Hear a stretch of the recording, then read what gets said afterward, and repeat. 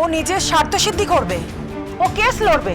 হ্যাঁ, অগ্নিজিৎ মুখার্জিকে ও সবার সামনে ছোট করবে, প্রমাণ করবে ও সেরা, ওই উইনার, ওর চেয়ে ভালো অ্যাডভোকেট আর হতে পারে না, তাই তো? ওসব কথা থাক না এখন, তুমি ডক্টরের সাথে কথা বলো, ওর ট্রিটমেন্টের ব্যবস্থা করো। তুমি ওকে নিয়ে যাও, যাও। ডাক্তারবাবু, ডাক্তারবাবু, ও আবার সেন্স হারিয়ে ফেলেছে। আমি কথা দিতে পারছি না কি হবে, বাট যদি কিছু হয়ে থাকে তার দায় আপনার।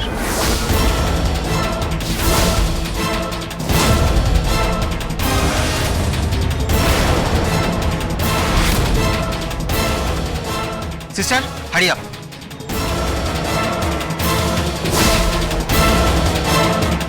খুব জরুরি ছিল কি ওকে এইভাবে নিয়ে যাওয়া? খুব জরুরি ছিল। কি হলো?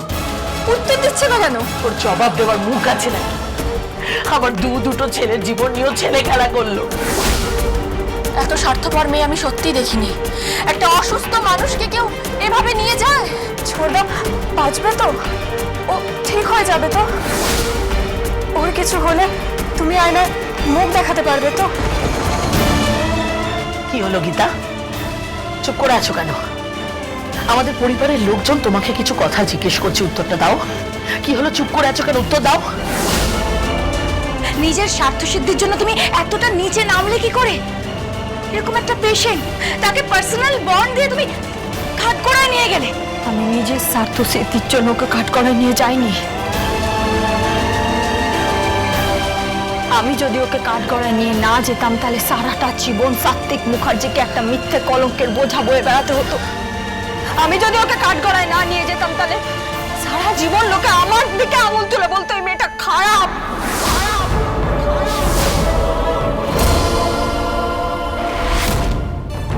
স্বস্তিক মুখার্জির খুনের দায় তার দাদার উপর বর্তাতো। তার মায়ের পেটের ভাই সে সত্যিকারের খুন করেছে। এইসব নিয়ে তো কেস চলছে, আর এই সব কেসের মাথা হলো আপনার স্বামী। আপনি আমাকে কেন কাঠগড়ায় দাঁড় করাতে চাইছেন? কেন কাঠগড়ায় দাঁড়াতে হবে গীতা, তোমাকে দাঁড়াতে হবে কাঠগড়ায়। একটা কথা মাথায় রেখো, আমার ছেলের যদি কিছু হয়ে যায় আমি কিন্তু তোমাকে ছাড়বো না, ছাড়বো না। আমি কোনোদিন তোমাকে ক্ষমা করবো না, আমি কোনোদিন ক্ষমা করতে পারবো কোনোদিন না। এই প্রশ্নগুলো আপনি অগ্নিজিৎ মুখার্জিকে করতে পারবেন তো? কি? হ্যাঁ, এই প্রশ্নগুলো আপনি অগ্নিজিৎ মুখার্জিকে করতে পারবেন তো? তাকে জিজ্ঞাসা করতে পারবেন তো যে এই সমস্ত কিছুর কি প্রয়োজন ছিল? তাকে জিজ্ঞাসা করতে পারবেন তো যে স্বস্তিক মুখার্জিকে কেন কাঠগড়ায় তোলা হলো?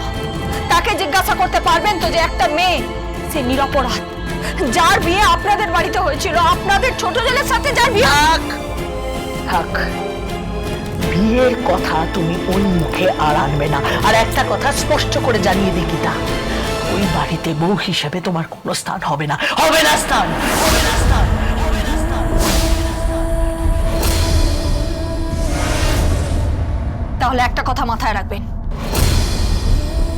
স্বস্তিক মুখার্জি যদি ওই বাড়িতে ফেরে তাহলে আমাকে নিয়েই ফিরবে।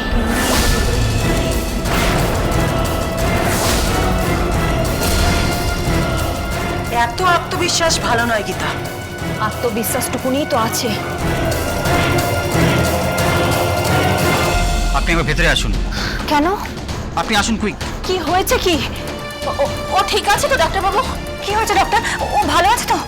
ওসব কথা পরে হবে, আপনি আসুন, দেখে যান। কি ডাক্তারবাবু, ডাক্তারবাবুর কি হয়েছে? কি হয়েছে ওর? আমরা যাব না, আপনি আসুন। নির্দোষ, নির্দোষ, গীতাকে আমি ভালোবাসি।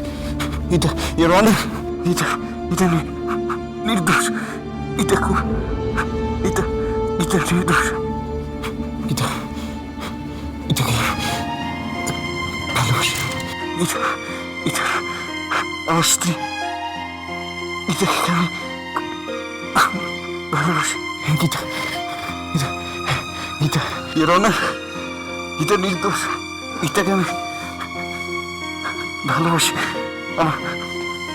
আমার দাদা খুব ভালো। গীতা আমার স্ত্রী, গীতাকে আমি ভালোবাসি। এটা এটা কি হয়েছে? মেডিকেল পরিভাষা আপনি বুঝবেন না, তবে এইটুকু বলতে পারি ওনাকে নিয়ে গিয়ে আপনি ভুল করেছেন।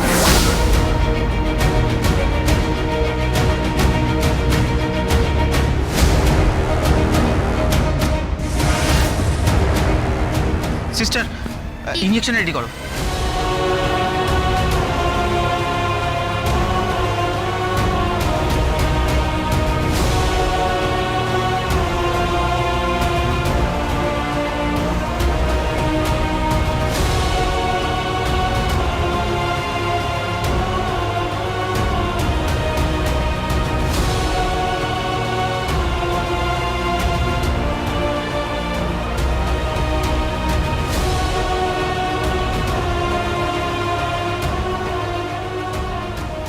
ও ঠিক আছে তো?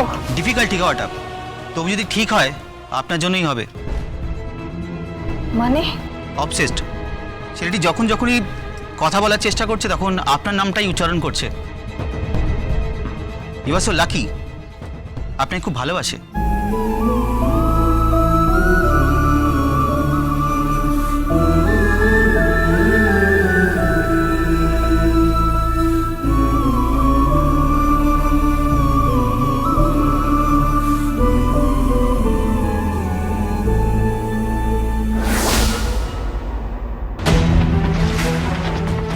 কি হয়েছে? কেমন আছো? কি হলো? উত্তর দিচ্ছে না কেন? কেমন আছে?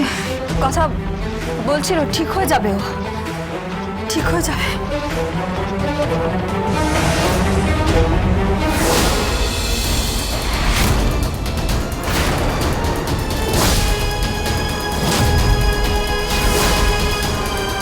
ওর যদি কিছু হয় না গীতা, আমি মামলা দায়ের করব। তোমার নামে একটা নতুন মামলা দায়ের করা হবে। তুমি খুনি, তুমি খুনি, তুমি খুনি। পালাচ্ছ? মুখ লুকিয়ে পালাচ্ছ নাকি? না, পালাচ্ছি না,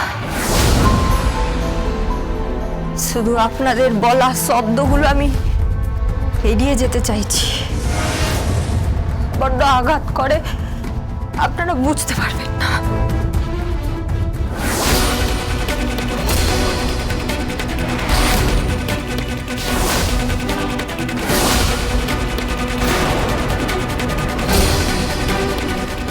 ছোটটা ভালো হয়ে যাবে।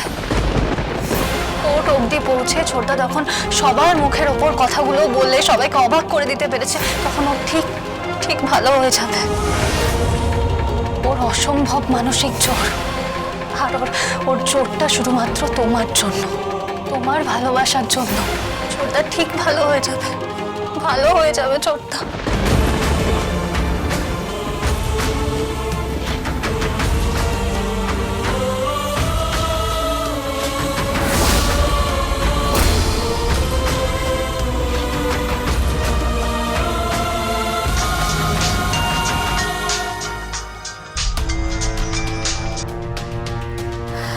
হ্যালো, কে বলছেন? অগ্নিজিৎ মুখার্জি।